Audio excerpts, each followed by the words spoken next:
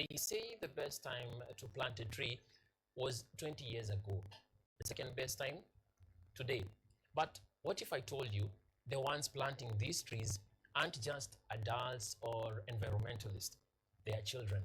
In Kenya, where the effects of climate change are felt in every drought, every flood, and every scorching day, a new generation is rising to the challenge, armed with shovels, seeds, and an unshakable belief in a greener future. These young environmental warriors are proving that age is just a number when it comes to saving the planet. Education,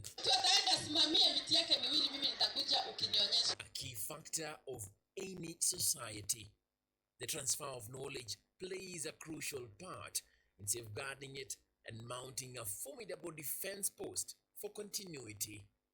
Children are not just the future, but the change makers of today.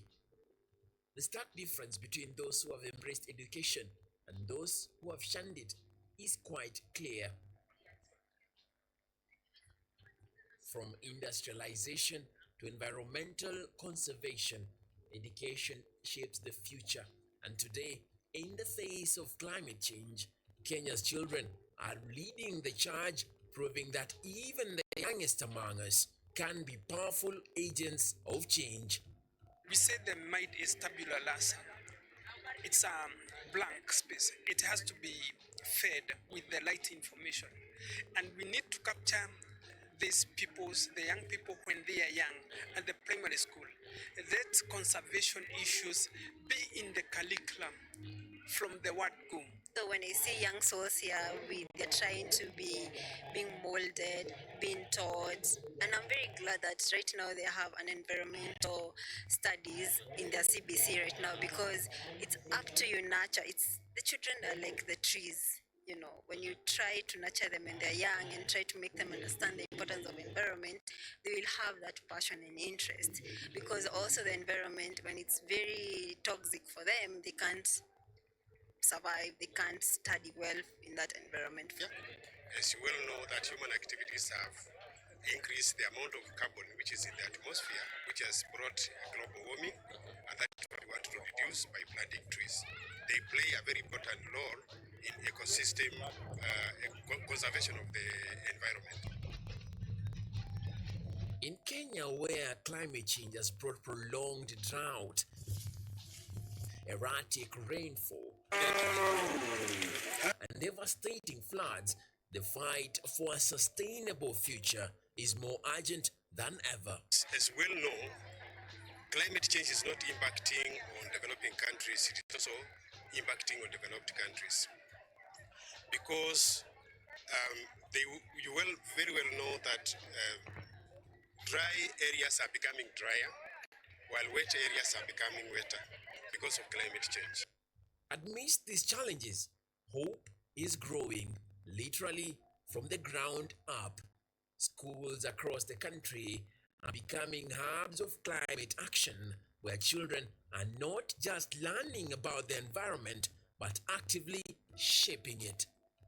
You know, there is no one who doesn't understand the importance of conserving environment and making a country or a world a better place to be.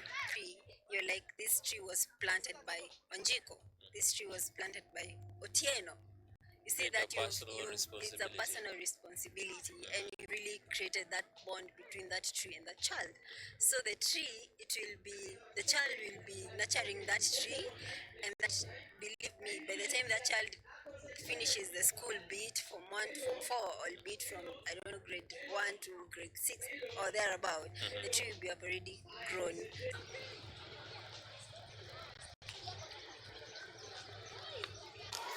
Kutakuwa na a small demonstration venye tutapanda hizo miti, sawa? So msijali, na ukipanda miti, sisi tunasemanga si kupanda miti peke yake, ni unapanda na una make sure imegrow. So ile miti yenye utapanda make sure ume take care of it. Hata wakati utatoka hii shule utakuwa unakumbuka ati Gatongora ulipanda miti yako na ina grow. Na hata pia wale wadogo wako wale wanacheza pale nyuma, wale wako PP1, PP2 wakiona hiyo njia yenye umechukua pia watachukua. Sawa sawa. So pande miti na make sure ime grow. Umwagilie maji until wakati tutatoka shule, sawa? During my visit to these schools, I've seen something truly remarkable. The children don't just plant trees, they take ownership of them. The students are still in that school.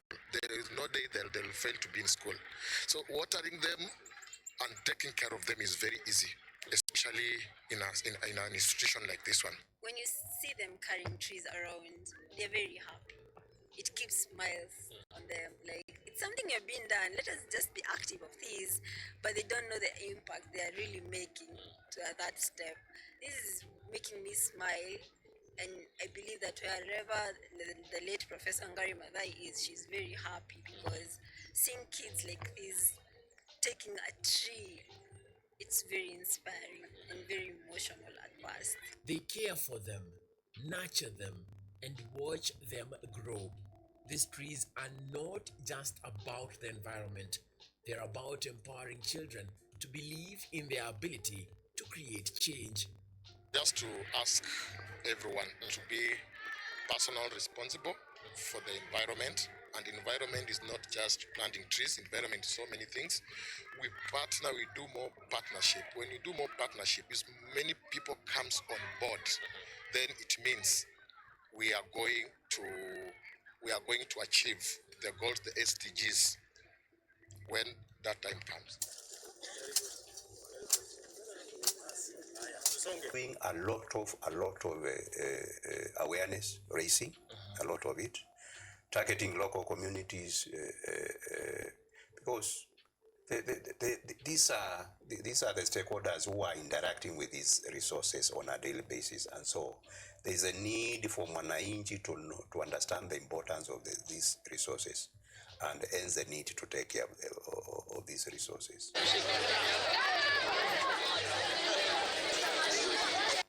But the impact goes beyond the numbers. These children are growing up with a deep understanding of their role in protecting the planet, and their actions are inspiring their communities to join the movement. The ripple effect of these efforts is undeniable. As children take the lead, they are bringing their families, neighbors, and entire communities along with them. Together, they are building a more resilient Kenya, one tree at a time. Now, agroforestry could be a very good solution to deforestation, because you find most of the deforestation that is happening is not happening in the forests, big urban forests. It is happening in the rural areas where people are. Through charcoal burning, as I earlier said, human activities are increasing. There is also need for fuel. And one thing we cannot do, we cannot stop a person from cutting down a tree when we are not giving him a solution. So I think the best thing is, first of all, to enhance afforestation, and also we enhance the use of clean energy. It's a testament to the power of education, the resilience of children, and the hope that even in the face of climate change, a brighter future is possible. Inaonekana ya kwamba tukizingatia maneno ya mazingira, hata iko pia na effect kwa uchumi wetu. And as these young environmental stewards grow, so too will the forests they've planted, standing tall as a living legacy for generations to come. Because when it comes to climate change, the smallest hands can hold the biggest solutions. 200 million trees in a single day in Kenya as part of our plan to make sure that we plant 15 billion trees in the next 10 years and move our forest cover from 12% to 30%. That way, we can manage our environment better we can manage the effects of climate change. We can slow down famine and drought. You just put it in the soil. You water the maji there at first. But then what happens to that tree after that day? Will you still go and take care of it as much as you're praying for it? You can't pray for that tree to grow if you're not nurturing it, if you're not mulching it, if you're not putting water into that tree, if you're not going to weed out the tree. So the key question is, I feel like we've been planting trees all wrong. It should be not planting trees, it should be growing the trees. So if we really put our focus in growing the trees, then there's a probability of us achieving the 15 billion trees.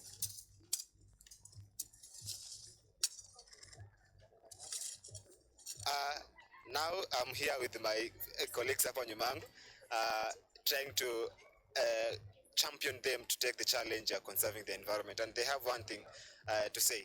Panda panda, miti miti. Panda panda, miti miti. Miti miti. Panda panda.